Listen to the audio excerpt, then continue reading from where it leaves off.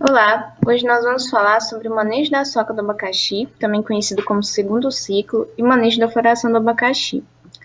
Bom, para definir o que é soca, a soca do abacaxi nada mais é que o cultivo da muda do tipo rebentão, que é aquela muda que brota na base da planta mãe, né?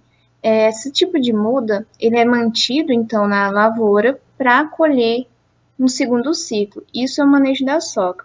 Os rebentões, só para vocês lembrarem, já vou mostrar uma imagem, aquela muda que desenvolve a partir das gemas axilares das folhas mais basais da planta onde se colhe o primeiro fruto. A soca é explorada nos abacaxizais brasileiros? Bom, pessoal, o que a gente tem de conhecimento é que sim, é explorada em parte de áreas plantadas no Brasil. Uma estimativa é que seja menos de 30%, isso é estimativas de alguns anos atrás, tá? Não são estimativas atuais. A exploração ela é mais comum, a exploração da soca, nos abacaxis da variedade Smote Caine, que é também conhecida aqui na nossa região como abacaxi havaiano. Por que o Smote é mais a variedade Smote tem maior cultivo da soca? Porque eles produzem rebentões mais vigorosos e mais bem apoiados na planta mãe, o que reduz o risco de tombamento, que é uma das preocupações do cultivo da soca. Como vocês podem olhar na imagem aí, a muda do tipo rebentão é essa aqui, que brota bem na base. Ela tem origem nas gemas do caule da planta mãe. Então, o manejo da soca, o cultivo da soca é deixar, depois que colher o fruto, né, do primeiro ciclo, vai deixar essa muda desenvolver, formando o segundo ciclo da cultura na área, sem necessidade de fazer replantio, sem necessidade de adubação de implementação. Vai ter que fazer adubação de produção, as adubações de cobertura, mas não precisa fazer adubação de plantio. Fica um cultivo que compensa financeiramente, como a gente já vai falar, porque você não vai ter gasto de muda, não vai gastar com mão de obra para plantio, com adubação inicial de plantio. Então, você vai gastar com irrigação, com manejo da indução floral, com adubação de cobertura. A soca ela só deve ser explorada, é importante frisar, em cultivos que não tenham doenças e nem pragas problemáticas, que tenham uma boa qualidade fitossanitária. Tá? Se você tem uma área já com problema com cochonilha, associada à murcha, né? Cochonilha, que é uma praga importante, praga-chave da cultura do abacaxi, ou também problema de fusariose, causado pelo Fusarium subglutinans, não é recomendado fazer o manejo da soca, só em áreas com boa sanidade. Qual é a produtividade dessa soca em relação ao cultivo de primeiro ciclo? Em geral, é 20 a 30% menor que o primeiro ciclo, certo? Essa é o que as estatísticas demonstram. Por que essa produtividade é menor? Tem uma redução do peso médio dos frutos e também, sobretudo, esses 20 a 30% menos de produtividade se dá pelo tombamento das plantas na fase final de maturação dos frutos. Por que esse tombamento ocorre? Porque é uma muda do tipo rebentão que às vezes teve deficiência na fixação das suas raízes no solo e quando o fruto está pesado, ela tomba. Então, é isso que pode acontecer para essa produtividade ser menor e também para os frutos serem menores. Como eu disse para vocês, a rentabilidade ela é similar à do primeiro ciclo, porque os custos de produção são menores. Produz menos, de 20 a 30, mas você também tem aí um gasto menor na questão de mão de obra para plantio, como eu disse, na adubação, que você não vai ter adubação de plantio, vai ter adubação de cobertura, certo? E você, então, acaba que o produtor tem uma boa rentabilidade por essa redução nos gastos de implementação da lavoura inicial. Eu falei para vocês que no cultivo do esmalte é mais apropriado, menos susceptível às perdas, né? Formação de frutos de peso mais adequado, nesse cultivo de segundo ciclo também. Não é recomendado fazer o cultivo da soca em plantios afetados, como a professora já disse, por fusariose, por brocas, por cochonilhas, tá? Não é recomendado em áreas que tenham esses problemas sanitários.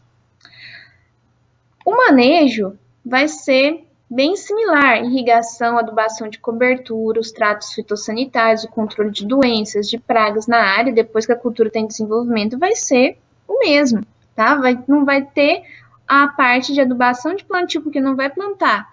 Ela vai desenvolver ali da planta mãe que estava na área, então não vai ter a parte de plantio, de adubação de plantio, mas o resto dos manejos são iguais, tá? Em geral, as quantidades de adubo são reduzidas pela questão, principalmente, de não ter adubação de plantio, tá bom? Então, a adubação é reduzida.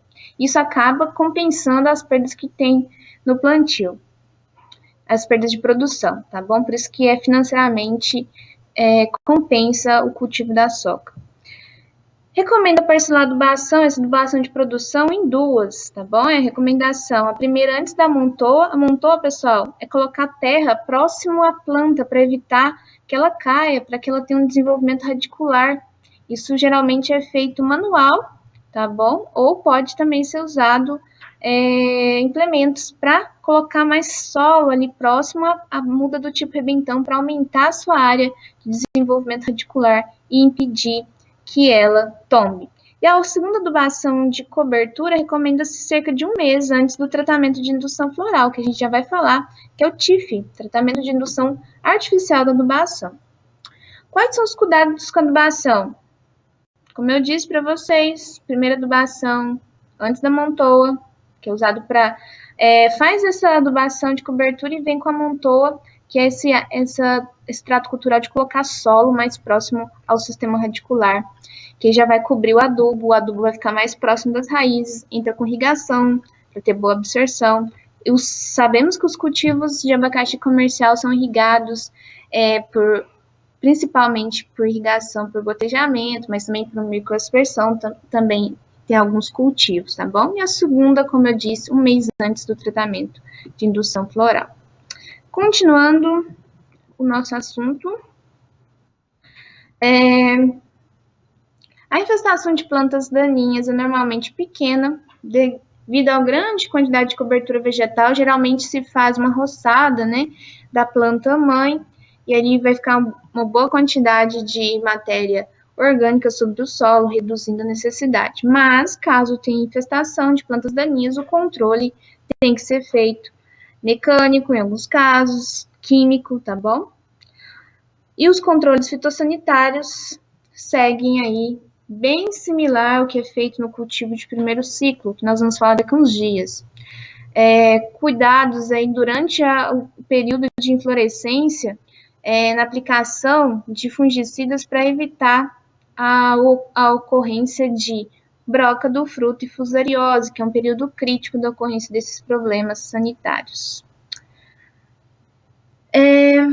São necessárias pelo menos 2 aplicações de inseticida ou acaricida, que deve ser efetuado logo após a poda das folhas, essas folhas da colheita do primeiro ciclo, tá? Isso caso tenha, após o monitoramento, esses problemas de ácaros, de insetos, pragas, ok?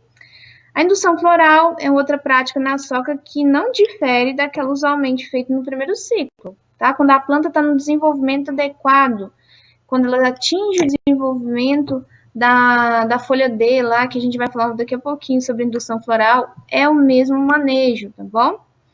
O que acontece? O ciclo da soja é menor que o ciclo do cultivo de primeiro ciclo, claro. A planta já vai estar em desenvolvimento ali na área, enquanto a planta mãe está dando fruto, o rebentão está desenvolvendo também. Então, o ciclo é menor.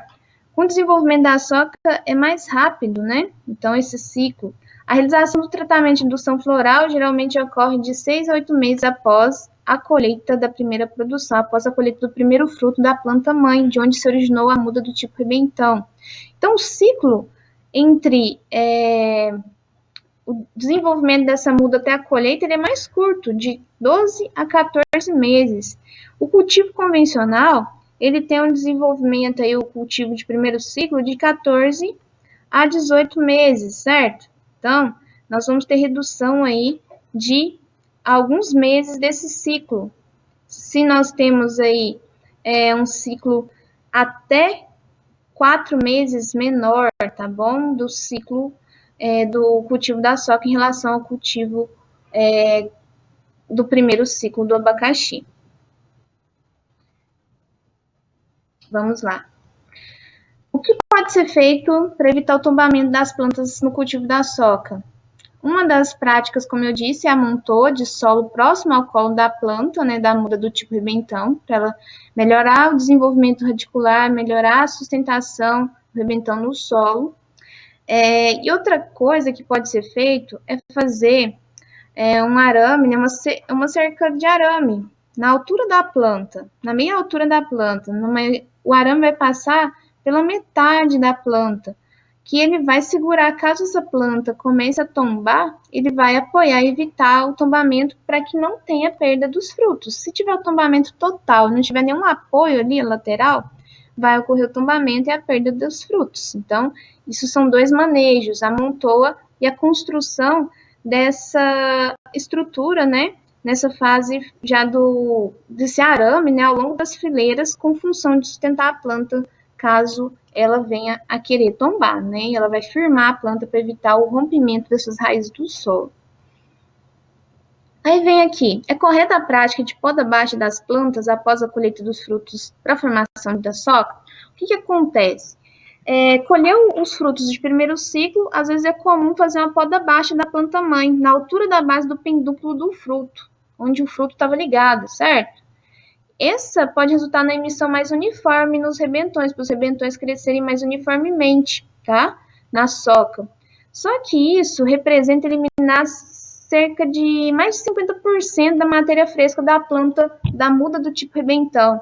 Isso pode resultar aí, se for em período se não for numa área irrigada, né? Deficiência de água, uma brotação mais lenta, um desenvolvimento mais lento e também o desenvolvimento de plantas da soca menor por escassez de nutrientes, tá? Mas é comum, às vezes, fazer essa poda para uniformizar o tamanho dos rebentões, para também uniformizar a hora de fazer indução floral para colher de forma uniforme na área, tá bom? A poda mais alta, fazer uma poda a meia altura da planta diminui perdas nutritivas, mas em geral não se observa diferença significativa em relação às plantas não podadas. Isso, gente, que eu estou falando de podar a planta que já produziu fruto para o manejo da soca, tá? Faz uma poda na planta que já produziu fruto para favorecer o desenvolvimento. Mas, segundo estudos, quando você faz uma poda alta, só das partes mais altas, ali a meia altura das plantas mãe, não tem diferença significativa. E você acaba gastando com mão de obra. Então, indicando aí que não é recomendado economicamente. Vamos continuar. Os frutos da soca podem ser os mesmos destinos aí do fruto de primeiro ciclo, mas por ele ter um custo de produção mais baixo, muitas vezes são destinados para a indústria paga menos, tá? Indústria de suco, indústria de doce, então é um dos mercados, a indústria de suco, mas pode ser também o mercado in natura, nada impede, ok? Quais são os cuidados e quando deve ser realizada a indução floral na soca? Os produtos, pessoal, a concentração, as formas de aplicação são os mesmos utilizados no primeiro ciclo, não muda em nada. A indução floral deve ser feita em plantas com porte adequado, porque a gente vai começar agora a falar de indução floral. Se você faz indução floral, uma planta que não está no ponto correto de desenvolvimento, você vai ter frutos menores, baixa produtividade. O que ocorre? Em lavouras que têm em talhões que tem desuniformidade na área, talhões aí da soca, né? Mudas desuniformes, o que pode fazer? Indução em plantas mais desenvolvidas e uma segunda indução 2 meses depois nas plantas que estiverem menos desenvolvidas. É um caminho para que você não faça indução tudo junto e tem plantas de diferentes tamanhos e você vai ter, quando você faz a indução de floração em plantas que não estão no porte adequado, você tem prejuízos no tamanho dos frutos, certo? Então, vamos passar a falar sobre o manejo da floração. Essa parte de manejo, pessoal, não é da soca só, é da floração do abacaxi como um todo, tá bom? Nessa imagem, aqui nesse desenho, né, nós temos um diagrama da indução floral ao fechamento das flores. A indução floral, nós vamos falar a época que é adequada de ser feita, mas depois que faz a indução floral, cerca de 10 dias após, nós temos o surgimento, aqui como está na ilustração, da inflorescência na roseta foliar. Depois, essa inflorescência vai desenvolver, mais ou menos 20 dias depois tem a abertura das primeiras flores, depois da abertura das primeiras flores, mais ou menos 25 dias, o fechamento das últimas. Isso aqui tem uma variação, de acordo com a temperatura, de 20 a 30 dias entre a abertura das primeiras e o fechamento das últimas flores e começar o desenvolvimento do fruto. A floração natural do abacaxi, quando você não faz indução, ela ocorre de forma natural lá no campo, né? Principalmente em períodos de dias mais curtos, que nós temos aí no nosso inverno, né? Em temperaturas noturnas mais baixas. Aqui no nossa região, nós temos esse clima nos meses de junho a agosto, onde nós temos dias mais curtos e temperaturas noturnas mais baixas. Isso são fatores que induzem a floração naturalmente, tá bom? A floração natural ocorre mais cedo em plantas mais desenvolvidas. Você tem uma lavoura, se não for do mesmo porte, você vai as plantas que estão com porte mais desenvolvido, elas naturalmente vão ter indução floral. Por isso que a gente falou na aula passada sobre a importância de formar talhões com mudas do mesmo tamanho, para que quando for fazer indução floral, elas estejam todas na mesma, ou praticamente na mesma fase de desenvolvimento, que você faça uma indução da defloração em todas as áreas. Só um detalhe, plantas da cultivar pérola tendem a florescer mais precocemente, que dá esmalte KM, tá? É uma característica da planta da variedade pérola. Florações naturais precoces são indesejáveis, pois ocorrem em geral de maneira bastante desuniforme nas plantações comerciais, dificultando o manejo da cultura e manejo da colheita, encarecendo o custo de produção. Por isso que tem que ter os cuidados no plantio de mudas uniformes para evitar a indução natural. Isso aí vai ter plantas lá produzindo frutos e outras você fez a indução floral artificial, que vão produzir frutos daqui 3, 4 meses. Tem que entrar com mão de obra para colher esses frutos que foram formados por indução natural. Por isso que é importante padronizar o tamanho das mudas, tá bom?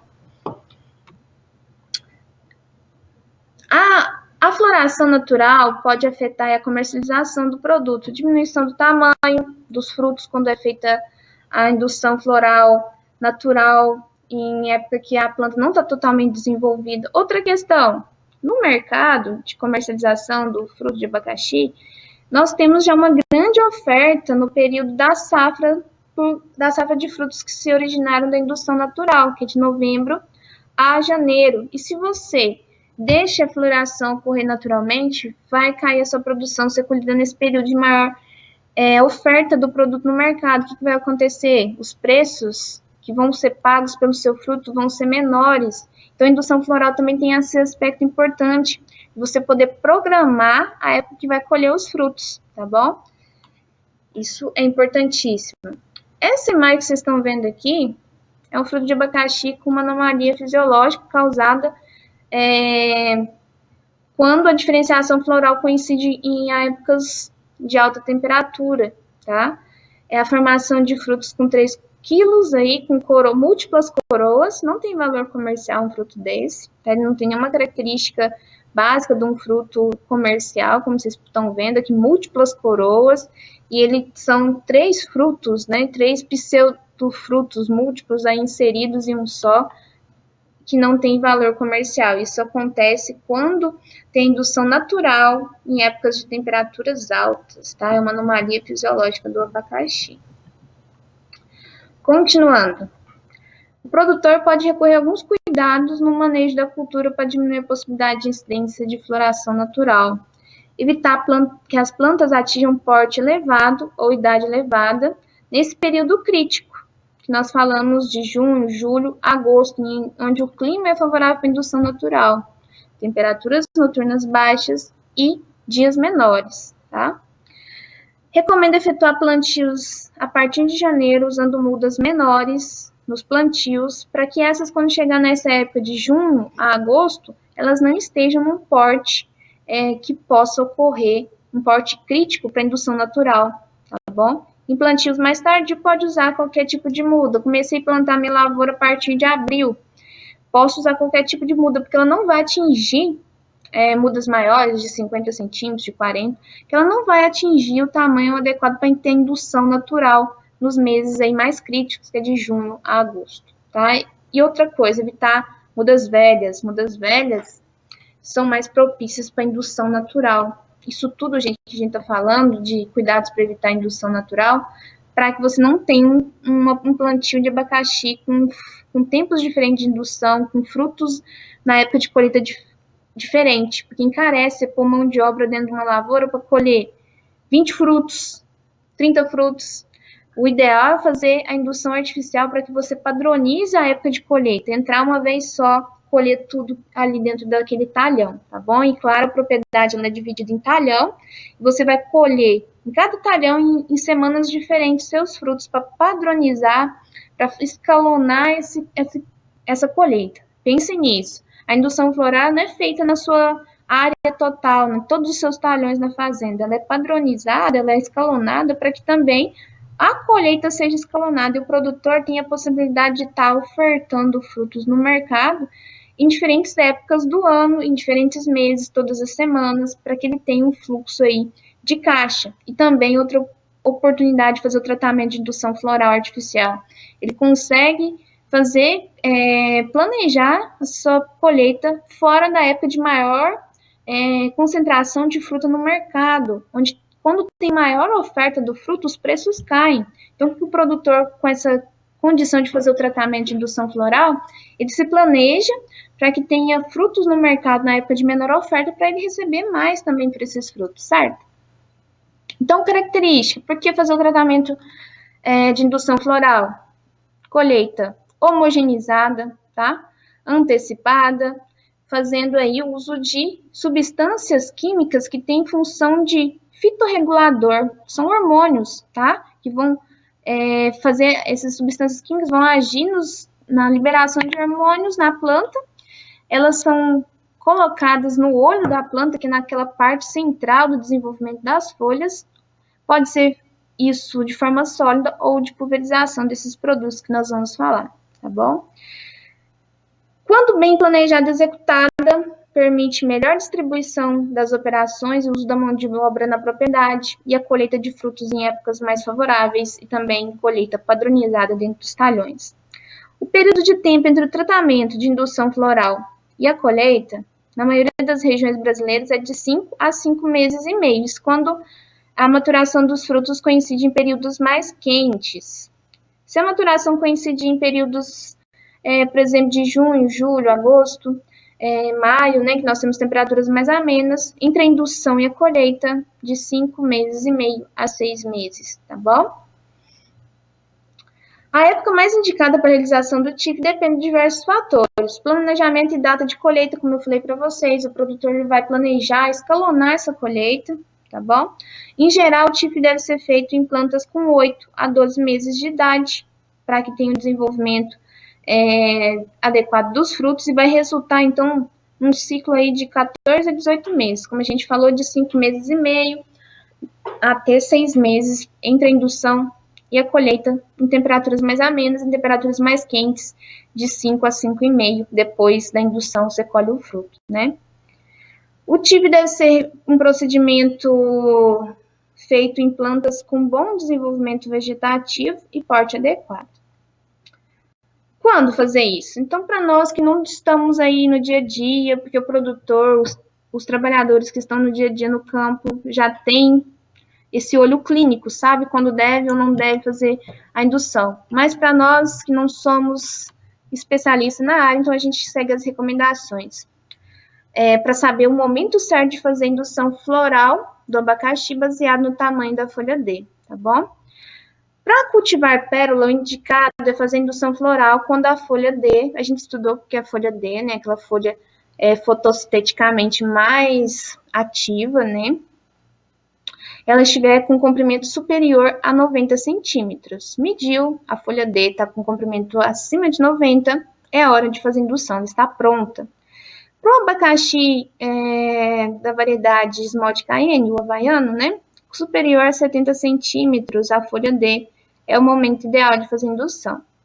Isso para você obter frutos com boas características de comerciais, né, frutos com 1,2 kg, 1,5 kg, tá? Se você fizer indução fora desses períodos aí de desenvolvimento da planta, considerando o tamanho da folha, você vai ter frutos pequenos que não vão ter bom valor comercial se a gente está falando em frutos para mercado in natura. Para a indústria não tem tantos prejuízos, tá bom? Mas, claro, você acaba perdendo dinheiro se você tem uma lavoura bem implementada e faz indução fora da época, produzindo frutos pequenos, isso você tem um prejuízo aí econômico dos gastos que você tem com adubação, com todos os manejos. Então, fazer indução na hora correta é o que deve ser orientado para todos os produtores e nós da área também devemos recomendar isso para os produtores.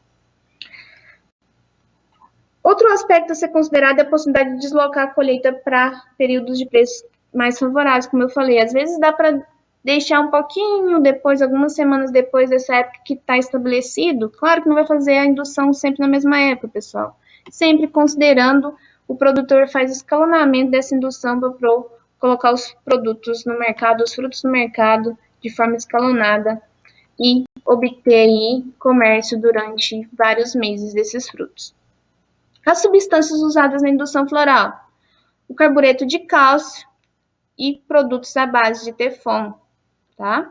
O carbureto, ele é o mais usado porque ele é mais barato e mais usado aí pelos produtores no Brasil. Ele pode ser aplicado nas formas sólidas ou também líquido, carbureto de cálcio. Quando a gente fala em forma sólida, utilizar aí de 0,5 gramas a 1 grama por planta no centro da roseta foliar. Coloque esse produto no centro da roseta foliar. Vou adicionar um vídeo para vocês aí no Google Classroom, para vocês verem como é feita essa indução usando o carbureto de cálcio via sólido, tá bom? Para quando você usa o carbureto sólido, tem que ter umidade na roseta, tá bom? Ou depois de uma chuva, ou se for uma área de irrigação por aspersão, liga os aspersores e depois de ter colocado o carbureto na roseta, tá bom? Ou já aplicar depois de uma chuva, caso a sua irrigação seja por gotejo, também é uma possibilidade, mas a maioria tem usado de forma sólida, diluído o carbureto de cálcio. Aí nessa imagem está o trabalhador aplicando o carbureto de cálcio nas plantas já com tamanho adequado para fazer indução ali na roseta foliar, que é no meio das folhas, tá bom? Como vocês podem ver, o carbureto ele é colocado aqui na roseta foliar, nesse ponto, na forma sólida, tá? E tem que ter umidade aqui para o carbureto reagir e fazer a liberação de substâncias que vão atingir o sistema hormonal da planta e realizar a indução floral, a indução da inflorescência, ok? O uso da forma líquida em uma vasilha, como um balde, né, com a capacidade de 20 litros, com tampa, coloca-se 12 litros de água limpa e fria, tem que ter um espaço, não pode encher até a tampa com água, porque tem que ter um espaço para a expansão do gás, que a reação do carbureto com água, ele vai liberar um gás, tá? E esse gás que vai interagir ali com a planta e fazer a indução floral. Então, nesses 12 litros, adicione de 50 a 60 gramas de carbureto de cálcio e fecha, tá? E dá uma agitada na vasilha, fechada. Espera até não ouvir mais o barulho, que é um chiado, que é o barulho da reação que está tendo entre o carbureto e a água. Posteriormente, coloca essa solução em recipiente. Aplica-se 50 ml, que é um copinho de café, né? 50 ml em cada planta, em cada olho de planta, tá? Não deve ter excesso de água nesse caso, não pode ter chovido antes, não pode ter excesso de água lá na roseta foliar para evitar que essa solução fique muito diluída ou até que ela transborde ali daquela parte do meristema apical na roseta, né? E não tenha o efeito desejado. O carbureto também pode ser pulverizado com um pulverizador costal, por pulverizador tracionado aí no trator, tá? Sempre considerando essa quantidade, você faz uma regra de 3. Quero preparar, por exemplo, 100 litros, né, dessa solução, faz a regra de 3, considerando a quantidade de água, a quantidade de carbureto, e faz essa solução para maior volume, ok?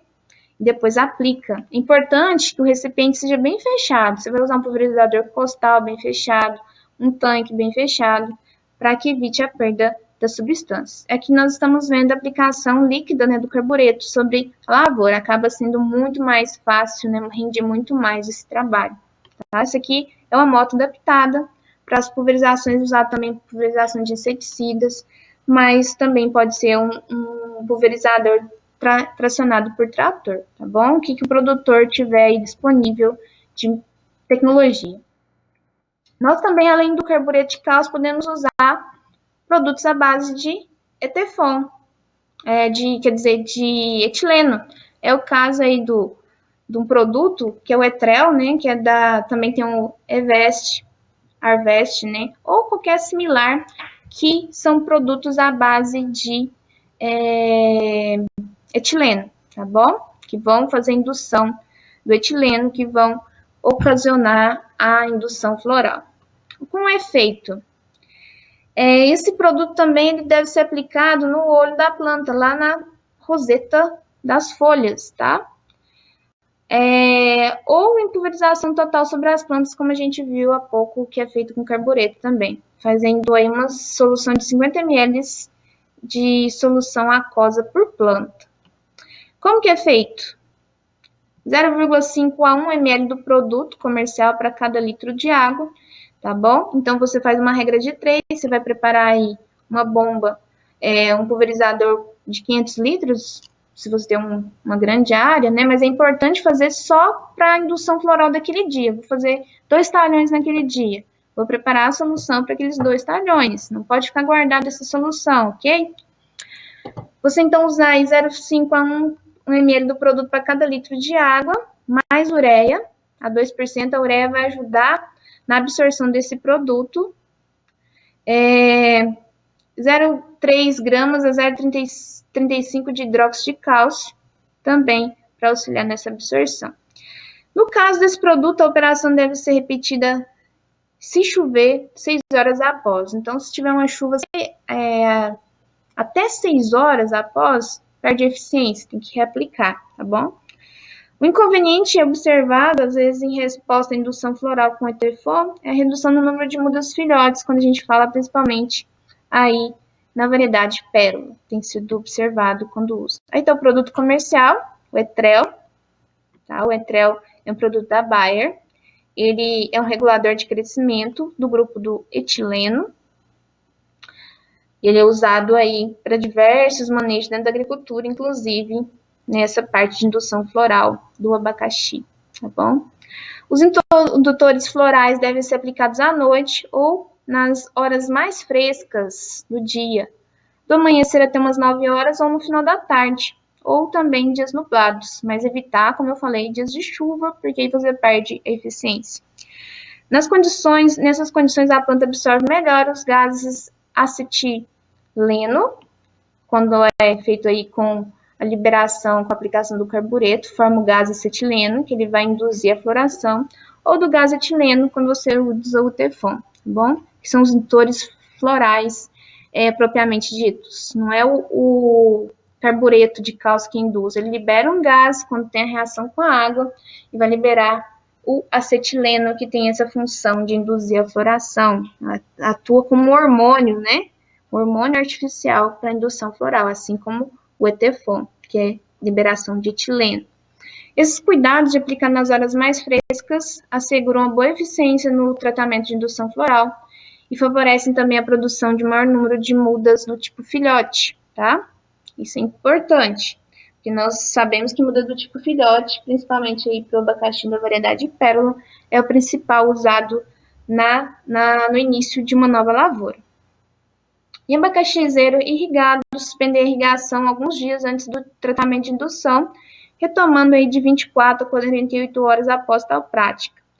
No caso da opção do uso do carbureto de cálcio na forma sólida, pode haver necessidade de uma irrigação moderada antes da aplicação, para garantir água no olho da planta. Isso para irrigação, pessoal, para aspersão, para o pivô, quando isso tem. Agora, por irrigação, por gotejamento, a gente sabe que não vai ter função. Então, se for usar a via sólida em uma área que tem irrigação por gotejamento, deve ser aplicado ou após uma chuva, tendo aí água, né? Mas aí tem o risco de chover de novo, você perder o tratamento, ou fazer, então, uma pulverização com água, que na verdade fica bem economicamente inviável. O ideal, então, se áreas aí que você não tem a aspersão, a irrigação por aspersão, é fazer o tratamento via líquida, é mais adequado, tá bom? Compensa aí mais.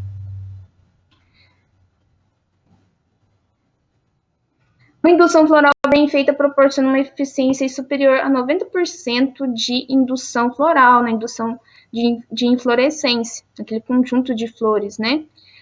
O que poderá ser facilmente observado 40 a 50 dias após a aplicação da indução, você já observa as inflorescências, tá? No centro da roseta foliar. Uma forma de avaliação bem precoce, se o tratamento deu ou não deu certo, é 3 semanas após a indução floral, o tratamento, né? Coletar a coleta manual das folhas mais jovens no olho da planta. Se elas estiverem fáceis de arrancar, a folha E ou F, você puxar ela e ela tiver, observar uma mudança da coloração branco esverdeada para vermelho, vermelho esverdeado na sua base dessas folhas E ou F, indica que essa coloração avermelhada na base dessas folhas E e F, que é as folhas mais novas, indicam que realmente a indução deu certo e vai ter o surgimento de uma inflorescência. Pessoal, a nossa aula de hoje é isso. Espero que tenha ficado claro para vocês e qualquer dúvida estou à disposição para solucionar. Um abraço.